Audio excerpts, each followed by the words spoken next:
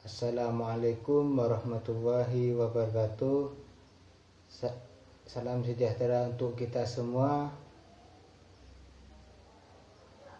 Perkenalkan, nama saya Namin, nomor induk mahasiswa 211L1008 dari Fakultas Sains dan Teknologi, Prodi Statistika. Video ini dibuat guna untuk memenuhi tugas mata kuliah kesetaraan gender, disabilitas, dan inklusi sosial. Yang pertama, saya menjelaskan ketidaksetaraan gender. Melihat isu ketidaksetaraan gender di Indonesia,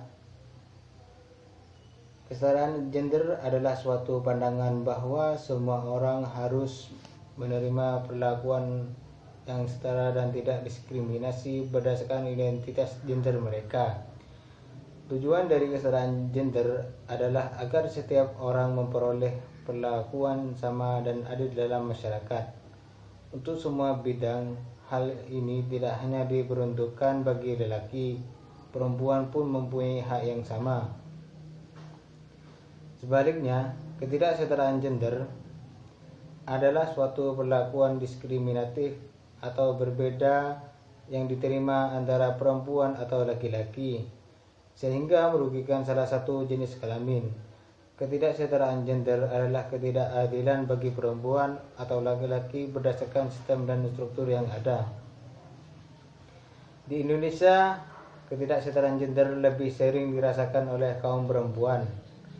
Perempuan sering diposisikan tertinggal, di mana perempuan tidak dapat sejajar kedudukannya dengan laki-laki. Akibatnya terjadi ketidakserasian dan ketidakharmonisan dalam kehidupan bersama dalam lingkungan kehidupan masyarakat secara umum.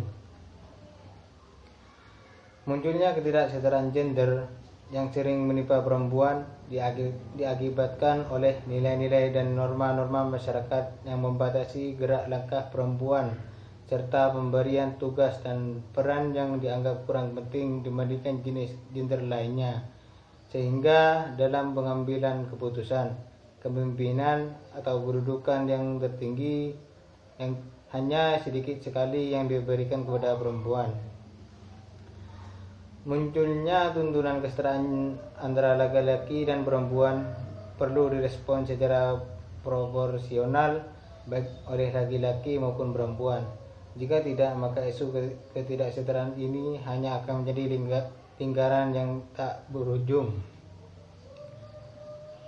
Sikap yang perlu dilakukan sebagai upaya merespon isu kesetaraan ini adalah dengan memperjuangkan keseimbangan gender atau menghapus ketidaksetaraan gender, menguntungkan kedua gender, memberikan kesempatan yang sama pada kedua gender, serta menegakkan keadilan bagi kedua gender.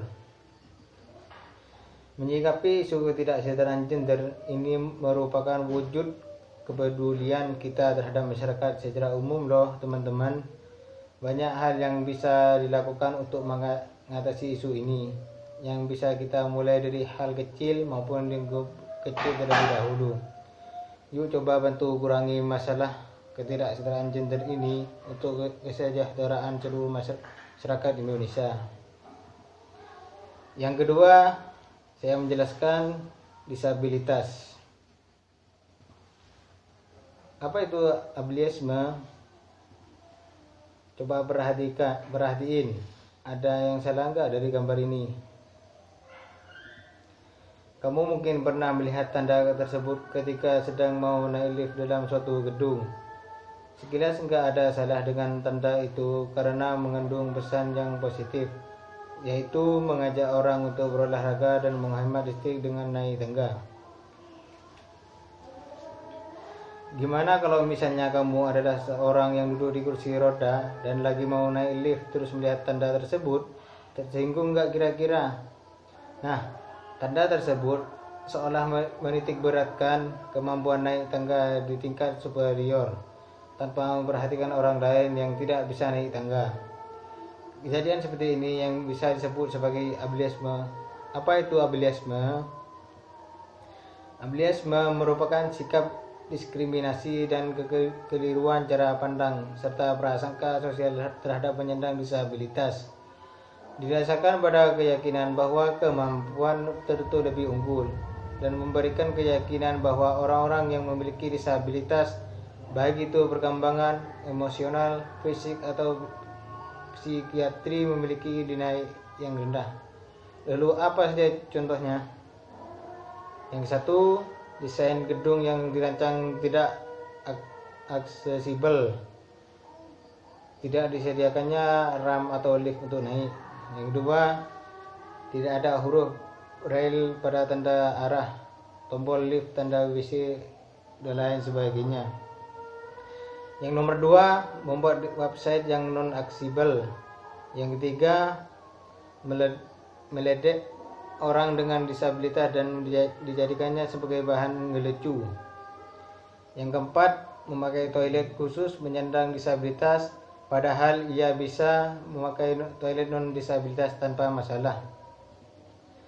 Contoh ableisme lainnya adalah melalui perkataan, misal, idiot banget sih lo. Orang normal kan lebih bisa naik tangga dari disabilitas. Tingkat autisnya parah banget. Loh, kok bipolar banget sih hari ini? Yang gak paham sama aturan ini berarti dia buta atau tuli. Apa yang bisa dilakukan untuk mencegah ableisme? Mengetahui bahwa masyarakat penyandang disabilitas itu ada di sekitar kita. Jangan berasumsi bahwa Anda tahu apa yang dibutuhkan oleh seorang. Tanyakan apa yang mereka butuhkan. Sosialisasikan penggunaan kata-kata atau istilah yang baik dan benar. Kenali anak-anak kita tentang disabilitas. Bagaimana pendapat tentang ableisme? Komen di bawah ya. Yang ketiga, saya menjelaskan apa itu inklusi sosial. Inklusi sosial adalah suatu pendekatan yang mendorong proses membangun hubungan sosial dan penghormatan terhadap individu serta komunitas, sehingga mereka yang marginal dan mengalami prasangka dapat berpartisipasi penuh dalam pengambilan keputusan, kehidupan ekonomi, sosial, politik, budaya. Apakah inklusi sosial sudah terlaksana dengan baik? Bagaimana kondisi masyarakat sebenarnya? Masih banyak fasilitas publik yang tidak ramah terhadap komunitas difabel. Komunitas masyarakat adat mengalami kesulitan dalam mengakses vaksinasi akibat kebijakan penggunaan KTP, dan transpuan masih memiliki perjalanan panjang untuk memperjuangkan afirmasi identitasnya melalui kebijakan pembuatan KTP secara menyeluruh. Masih ada kasus perusakan rumah ibadah. Beberapa cara sederhana agar lingkungan sosial kita bisa inklusif adalah: yang satu, memahami bahwa kita punya keberagaman serta menghormatinya. Yang kedua, tidak membedakan hak dan kesempatan kepada orang. Yang ketiga, memberikan kenyamanan dan kedamaian kepada semua orang. Yang keempat, tidak membatasi ruang gerak orang lain. Yang kelima, tidak memaksakan orang lain agar sama dengan kita. Ingat, negara kita adalah negara yang penuh keberagaman.